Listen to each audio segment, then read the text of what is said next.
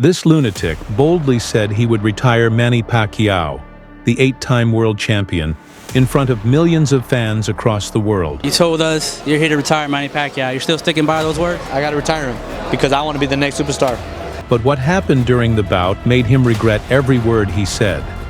This was one of the fights that had fans from all around the world on the edge of their seats, eagerly waiting to see who would come out victorious. On one side was Brandon Rios, who was a known aggressive lunatic and sadistic fighter. Brown's got to take a very close look here. Murray's taken a lot of shots to the head in this fight. Good referee, and he's going to. That's a really good stop. Excellent. What a performance by Brandon Rios. While on the other was the legendary Manny Pacquiao, who had won record world championships in 8 different weight divisions, but was returning from a defeat in 2012.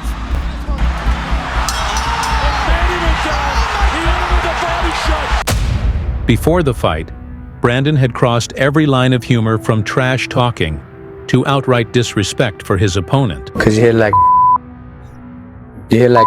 that's what I do in that fight. You know, if you can't hurt me and you hear me, you better hit me like you better bring a bat or something. I gotta go in there, I gotta retire you.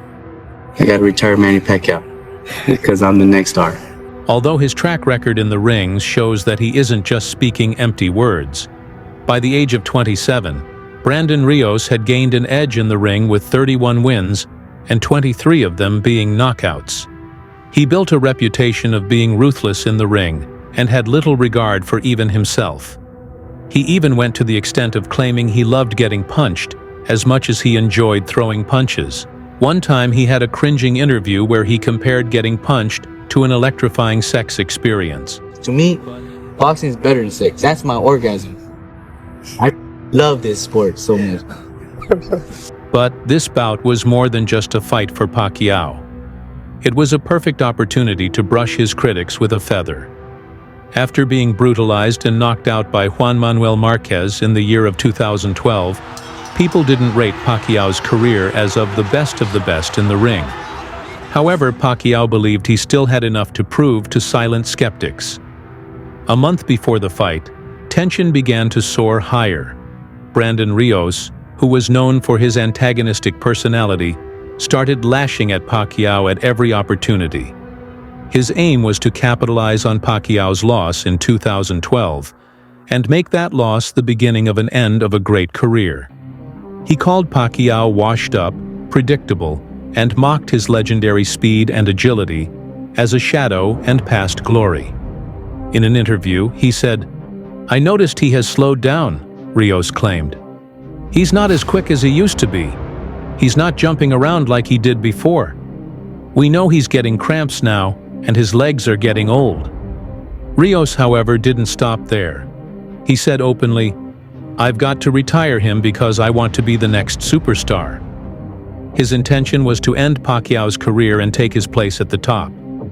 This arrogant statement made fans engage in heated arguments. This framed the fight as a generational conflict between Rios's aspirations and Pacquiao's legacy. As if that was not enough, Rios's camp published a video mocking Pacquiao's trainer, Freddie Roach, who was suffering from Parkinson's disease. This didn't sit well with Freddie, and it caused further provocations. The video received a lot of negative feedback from both Pacquiao supporters and the boxing community at large. When Rios's team was confronted by Freddie Roach regarding the derogatory insult, it degenerated into a furious dispute that resulted in both verbal and physical abuse. As if all that wasn't enough, Rios' arrogance reached the peak, and he insulted Pacquiao's character. He said words like, "Pacquiao does not have the heart anymore. He is in this for the money, not for the glory. I'm more zealous, I am tougher, and I will show that in the ring." These remarks excited the media, and they started putting up headlines with themes like, "Brandon Rios claims the end of Pacquiao's era is near," and "Rios vows to retire Pacquiao." The media saw Rio as the underdog that would defeat a living legend. Some fans were disgusted by Rio's words, while some were entertained with the confidence he displayed. On the other hand, The Filipino boxer was straightforward and peaceful, and not in the business of words. His remarks on Rios's statements was, "I don't care what he says, I am going to fight him, and at that point I will speak with my fists." This shattered Rios' aim to use words to break his opponent. However, behind the scenes, there was a lot of silent, hard work. Pacquiao took it upon himself on a mission to prove those judging him wrong. Although everybody had written his career off, Pacquiao's training camp was filled with intense training. His trainer, Freddie Roach, urged him to rediscover the explosive footwork and speed that characterized his prime years. Each punch thrown by Pacquiao was strategic, while each step taken by him was intentional. Although Pacquiao was known for his intensity, he worked on his precision. This is because this fight had greater meaning. Just a few weeks before the fight, Typhoon Haiyan hit some regions of the Philippines and caused thousands of casualties that left millions of people without shelter. Pacquiao has always had an unbroken link with his country, so he dedicated that fight to his countrymen. As he prepared for the fight, he stated, "This fight is for you, especially those people and families who are affected by the typhoon." the fight of humanity and hope. On the 24th of November 2013, the crowd at the Cotai Arena of the Venetian Macau was ready to watch the return match of their favorite Pacquiao. The main edge of attraction was the entrance of the fighters and the audio visuals. Brandon Rios entered the center ring as he always does, with a confident grin and a strong swagger, looking eager for the fight to take place. On the contrary, Manny Pacquiao was the opposite. He was modest and looking determined for the match while focused on proving skeptics wrong. As the first bell was rung, it was fairly easy to guess who had total dominance over the ring. Manny started the round with great speed and landed effective combinations, which left Rios stunned. Pacquiao moved with his footwork and landed many decisive punches. Whenever Rios attempted to land an attack, Pacquiao would have shifted to another position and delivered incredibly rapid and precise counterpunches. As the fight progressed, it became totally one-sided. Pacquiao threw numerous combinations, which included jabs, hooks, and swift-angled punches. The strategy that Rios had come up with, which was to walk through the punches thrown by Pacquiao, gave him bruises. His face became swollen and nostrils began to bleed. The sports commentators, on the other hand, were unable to contain their excitement for Pacquiao and constantly remarked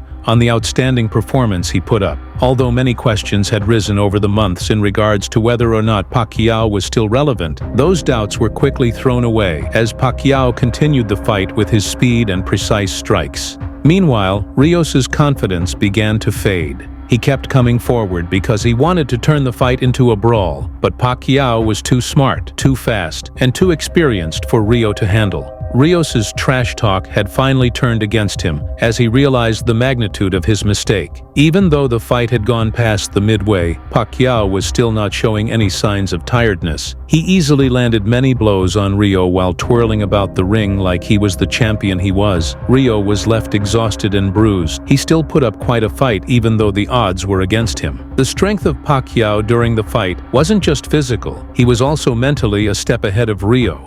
Rios's aggressive side was effectively cancelled by Pacquiao, and this made him an easy target for Pacquiao. The audience roared in excitement after every clear hit that Pacquiao landed, as they were well aware of the level of expertise he had. At the end of the fight, everyone was not surprised by the result from the scoreboard. Pacquiao took the match home with the unanimous decision. The fight's outcome shown on the scoreboard was 120, 108, 119, 109, and 118, 110. This clearly showed that Rio was outclassed. For Brandon Rios, that match was a lesson learned the hard way, because he was so assured of the outcome that he even thought he would retire Pacquiao. But by the close of the night, he confessed, Pacquiao's speed and movement were something else. I couldn't touch him. This was in contrast to what he said before the fight. For Pacquiao, the victory was more than an ordinary win. It was an avenge. After the terrible loss that he suffered from Marquez,